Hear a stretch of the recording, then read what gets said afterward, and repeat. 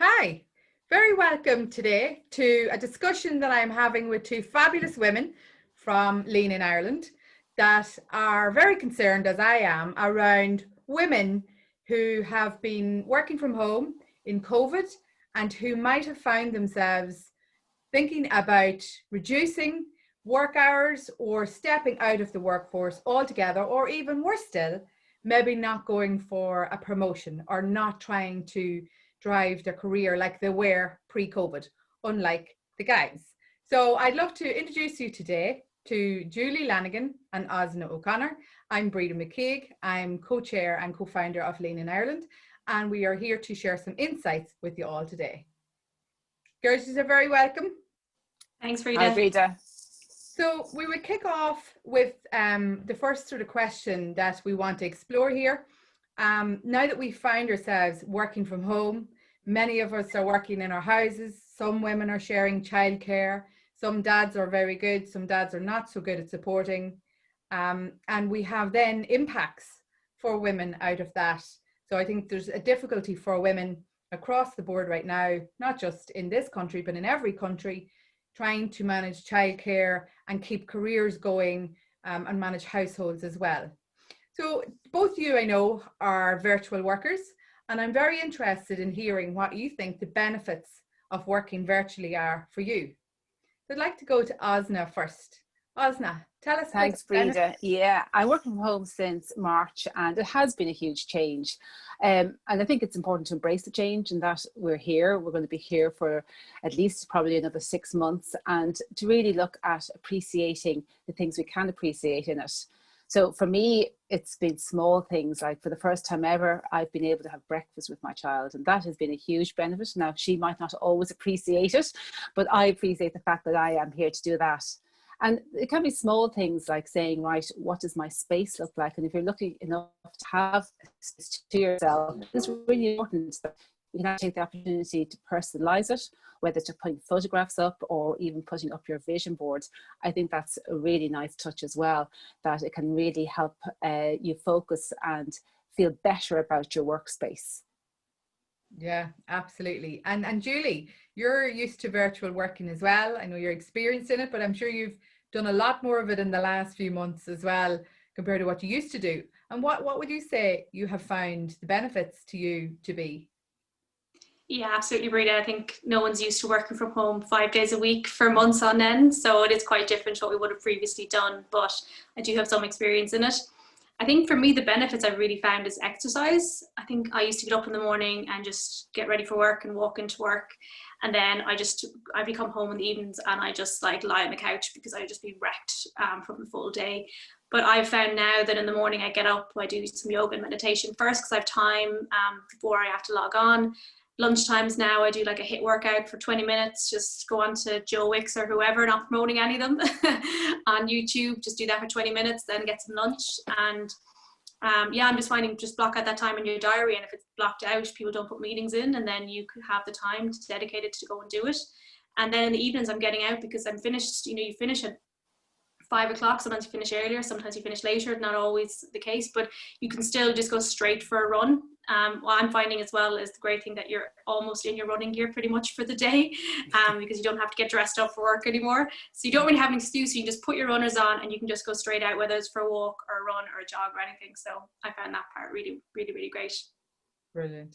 Brilliant. Yeah, that's super. Thank you, Julie and Osna, for sharing those bits with us. And the next thing that I wanted us to talk about is something that came up in one of the listening groups for Lean in Ireland. So where we ask women to tell us why they were reluctant now to try and pursue the career compared to what they were thinking of doing before COVID, and why they were almost glad just to have a job and stay put, but yet their male counterparts and our male colleagues don't think like that. And one of the sort of pieces that came out of those listening sessions was FOMO. And for those who don't know what FOMO is, it's the fear of missing out. And we call that FOMO for short. And many people feel that because they are no longer in an office environment, that they are missing out on something. They feel a little bit left out because they're working in their own home all of the time and they don't see their colleagues. do you think that is something real, or what is your view on FOMO? And I'll go to Julie first, please, Julie. Thanks, Breda. Yeah, I think it's something that we've kind of made up a little bit, because we have to remember that we're all in the same situation as everyone. We're all working from home pretty much. So there's nothing in the office. I can understand missing the office environment and the social interactions, but I guess we have to remember that we're all in the same position. So especially if people are thinking about going for opportunities and they're kind of put off by the fact they're all working from home, I would absolutely say go for it, because we have to remember that if you are going to get that job, you will be onboarded virtually, same as anyone else. So you're in no disadvantage to someone from working from home. And I think just remember, people just need to keep putting themselves out there. I mean, some people might be used to doing that in the office, or people that they're kind of quiet and they just expect people to see their work, and now they're struggling because that doesn't happen as much. But don't be afraid to say to your manager, I've done this, I did that for someone else. Let them know exactly what you're doing, because they might know exactly what you're doing if you're doing extra work. So do promote yourself, put yourself out there, and don't be afraid to pick up the phone to people. I mean, people are kind of afraid sometimes. They want to drop an email or drop an IM or something. They don't want to just phone someone, but absolutely just phone someone, especially if you see a role that's gone up there and you're a bit afraid maybe of going for it. I would just say ring them and ask them, or drop them a note, go and can I have a quick chat about this. And I just think there is no FOMO about the office, because there's no one else in there, to be honest. That's so true. Yeah. And Osna, yeah, what was your experience? I think it's definitely real, because when you look at it, you know, it's the fear of missing out, and it really is that you're comparing yourself, and you're comparing yourself unfavorably to, in my situation, there would be people in work and people working remotely, and it's the fear that they're missing out on those informal meetings, those brainstorming sessions, those water cooler moments. And you think there's a whole world going on in the office, when in fact it's actually not happening at all. And it's all really in your head, and that, you know, everyone's in the situation, whether they're working from home or working in the office, it's a different environment, and it's changed. It's probably changed for a good foreseeable future still. And, you know, it also, there's a huge amount of uncertainty at the moment. And I think that can be bad for confidence with people, because if you think about it, when they say, you know, it's only essential workers who are in, what's it say about the people who are working from home? So is their work not essential? Is their role not essential? Is it not important? And that can bring about self-doubt, which is such a negative thing to do, because in fairness, everyone's role is valuable, whether you're working from home, whether you're working in the office, you're still part of a team. And it's just to make that communication and keep the communication channels open is so important. But I agree with Julie, like there are still opportunities out there. People shouldn't be sitting back and thinking, oh, this is not the time, or this is the right time. There's never going to be a right time. If it's not this, it'll be something else. So if it is a role and you think, actually, that is me, or I could do that, you know, don't hold back. It's not the time to hold back, actually. It's the time to actually embrace the change. And, like, you know, don't be afraid of fear. It's not your friend. Move it aside and push on, you know. Brilliant. Yeah, absolutely. Yes.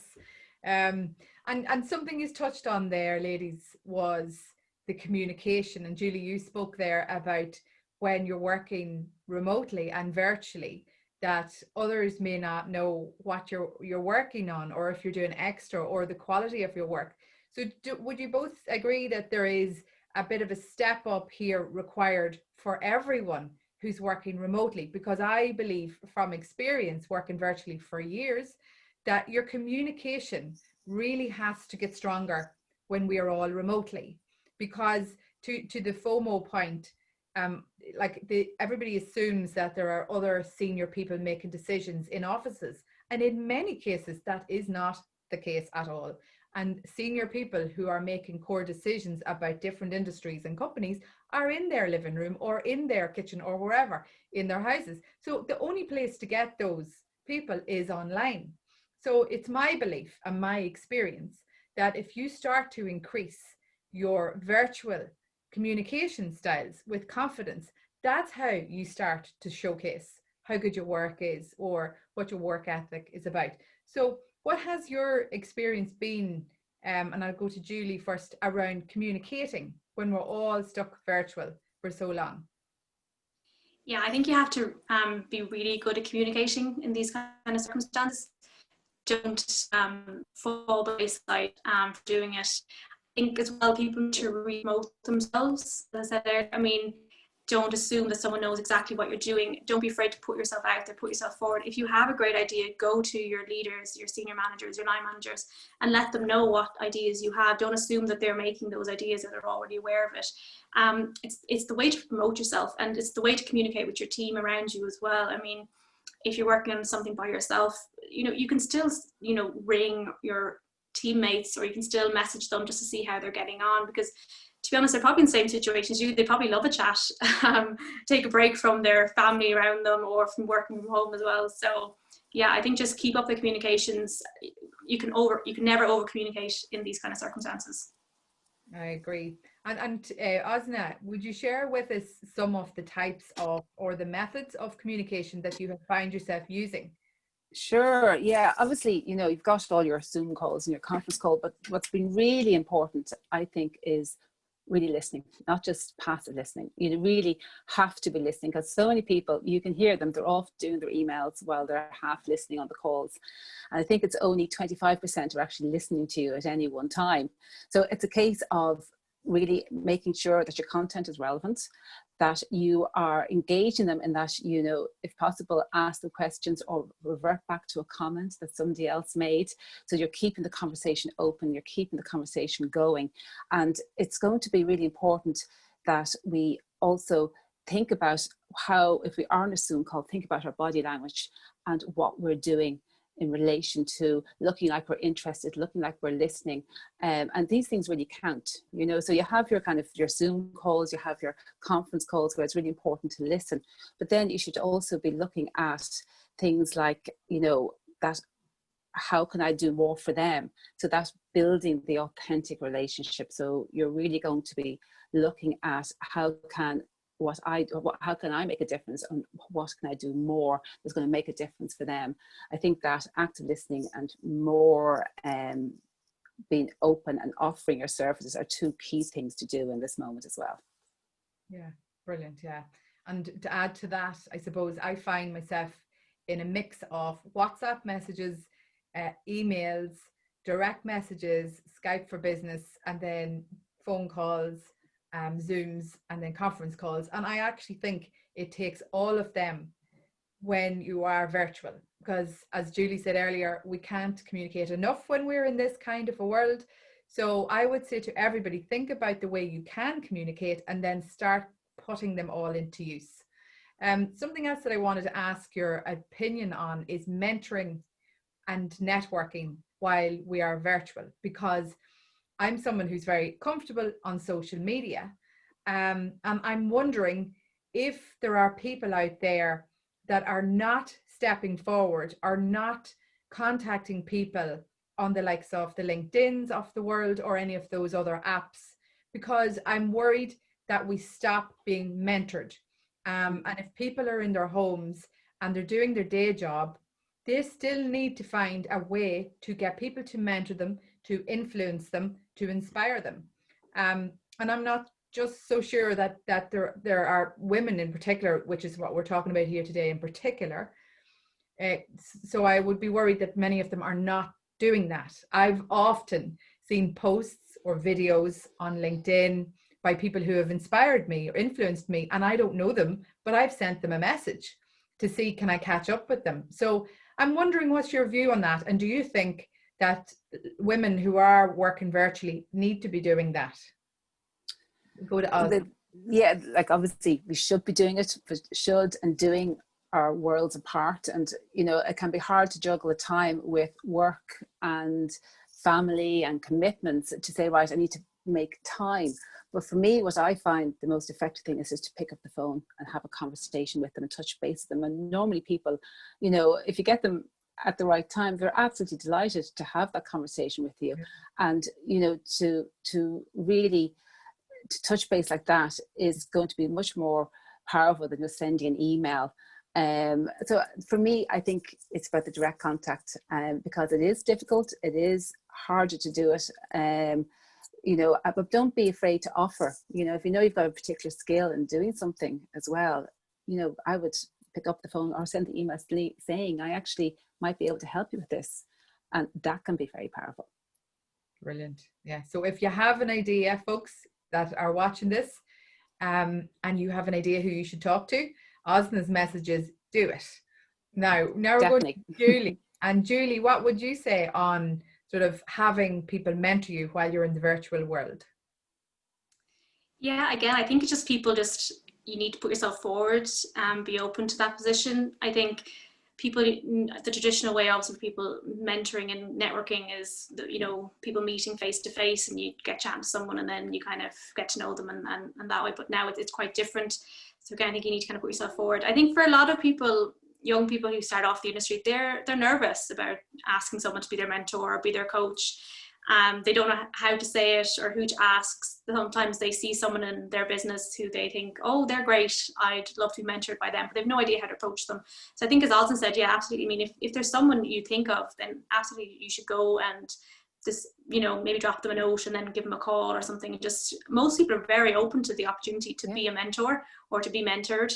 So yeah, I think you just get rid of the fear, I think, to be honest, and just go for it, because no one's going to just offer up to be your mentor if they've no idea that you're interested in that kind of thing. Or some people, they don't even realize, but they are being mentored as well. So yeah. Remember, you don't have to be in some sort of formal mentorship program. Sometimes you look around, you realize actually that person's been mentoring me for a year and they're not my line manager or anything. So there's both there.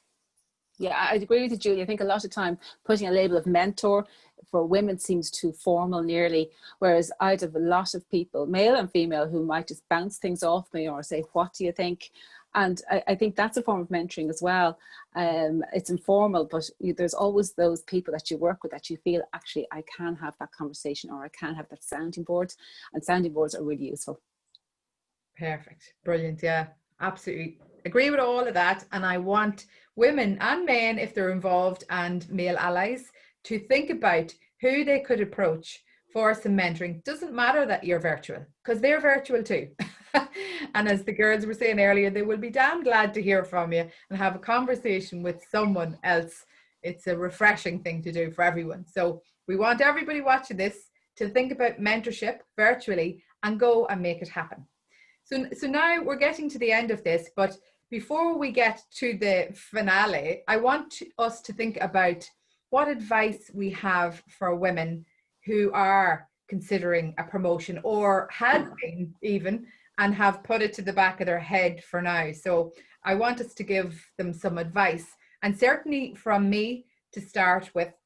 If you are a female that has ended up caught with perhaps too many responsibilities between home, caring, and work, then my challenge to you is to find new ways to do it. Because I'm someone who has worked a commute for 10 years more to Dublin, and I have 3 kids, and I had to find new ways of making sure I could continue my career and drive it. But there's always a way to do it. You find people who support you, and they get in behind you, and you make stuff happen. Because ladies, you deserve the best. You deserve to be in those senior decision-making places, because women have a super history and a super record of making really good decisions. And we want diversity of thought at the upper echelons of all our organizations. So my piece of advice is find ways that you can make that happen. I'd wrap up what the other girls were saying there. Don't worry about the fear. Just step into it, kick it out of your way, and go and take the actions that you know will work for you. But don't let yourself get talked out of anything as well, because we are masters of delusion and we can convince ourselves why we shouldn't do something when we actually know we would really do a good job on it. So that's my piece of advice. So we go to Julie first now for her piece of advice for you. Thanks, Breda. Yeah, I guess I'm in a different position than both yourselves. I don't have kids yet, thank God at the moment. That's all I can say. I don't think I could have handled it in COVID. And I've been quite lucky in that my commute has never been very long for the past 6 years since I've been working professionally.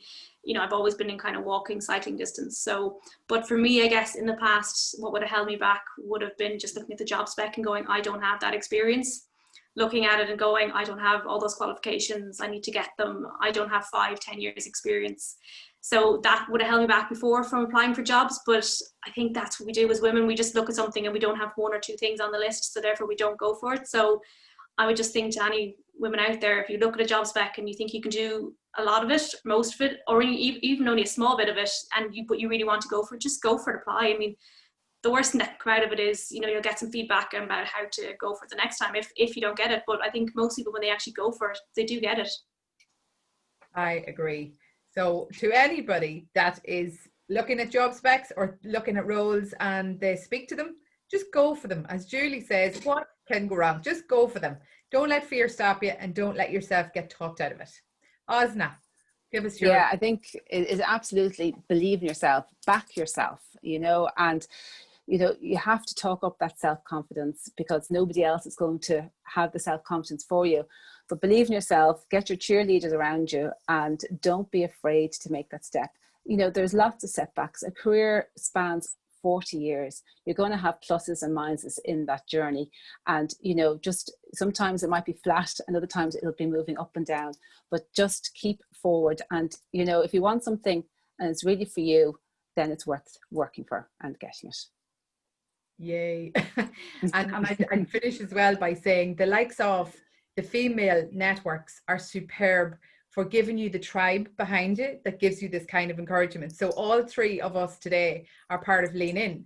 And I would encourage all of the women and men as well that are watching or interested in these topics to get networks that work for you around you, that will give you support. People just want to help you. It's called peer mentorship. And I think it's invaluable, and you only really realize the benefits of it when you've tried it. So I'd encourage everybody to do that as well. So what quotes or what mantras would we like to share to finish up? And I'll start with mine. Mine is find new ways. And that is something that I have been using from me the whole way through COVID, because COVID changed everybody's world in many ways. But that doesn't mean that you give up on your dreams or your vision, because that was there for a reason. That's part of who you are. So my mantra is find new ways. So every time I run into a hurdle or something happens that makes life even more difficult for me, then my wee mantra is find new ways. And I will spend time thinking of alternative ways around whatever problem it is, and off I'll go. Julie, what's yours, or what little speech or quotes do you like? I can't remember it exactly, and someone's going to point this out to me because it's a very famous quote, but it's from Ruth Bader Ginsburg, wonderful woman who obviously passed away recently. But I think the quote is something like, if there's a place where decisions are being made, women belong in that place as well. So that's for me. It just always reminds me. Yeah, I love it. Yeah, I've seen it, and it's a fabulous quote. And ladies, remember that, whoever's watching. And Osna, your words of wisdom. Well, I'm very simplistic. I'm going to quote from Nike: just do it, right? Stop procrastinating, stop overthinking it, stop, you know, wondering, will I, won't I, what are the pros? Just do it. You have nothing to lose. Absolutely. Well, look, I've thoroughly enjoyed the conversation today. I'm hoping that everybody else watching has enjoyed it as much as we have doing it. And massive thanks to Julie Lanigan and Osna O'Connor for joining me today. We're doing a series of these on a number of different topics that have come from the listening circles that we did in our Lean In groups in Ireland. So we will do some more, but thank you for joining us today. Thanks, Breda. Thanks, Breda. Thanks, guys.